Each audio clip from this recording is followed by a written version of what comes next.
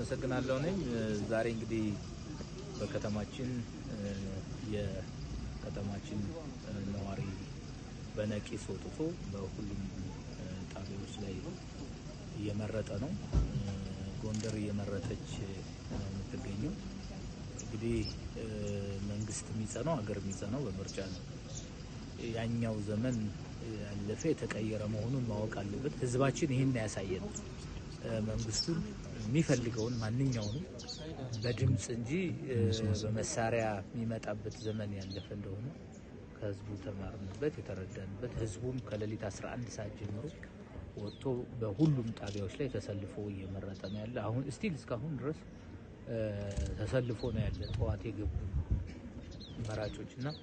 በዚህ መንገድ አገር ለማጽናት ህዝባችን ምን ያህል ቁርጠኛ እንደሆነ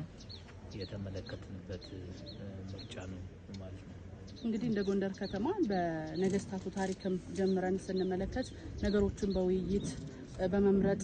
ሂደት ነው እዚህ ተደረሰውና ይሄኛው ደግሞ ታሪካዊ ምርጫ ነው ከ54 ሚሊዮን በላይ ህዝብ ነው የሚሳተፍበትና የሚፈልገውን ነገር ለማምጣት ዲሞክራሲያዊ ልምምዱ ላይ ያለው ነገር እስኪ ይንገሩ መልካም እንግዲህ ብዙ አይነት ጫና ነበረበት እንዳትመርጥ እንዳትወጣ ሚል የኋላ ቀር አስተሳሰብ ተሸካሚ ሆኖ በሙሉ እንደዛ በማለት ነበር ጎንደር ግን ስልጡን ህዝብ ነው የመንግስት አስተዳደር ያቃል መንግስት በህዝብ ድምጽ መመረጥ እንዳለበት የሚያምን ህዝብ ነው ምንም ሳያደናግረው የሚፈልገው ለመምረጥ በነፃነት ወጥቶ እየመረጠ ያለና ለመምዱም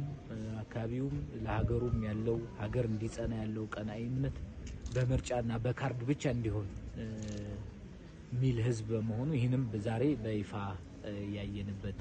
ነውና በተሳካ ሁኔታ እስካሁን ድረስ እየሄደ ነው ያለው ማለት ነው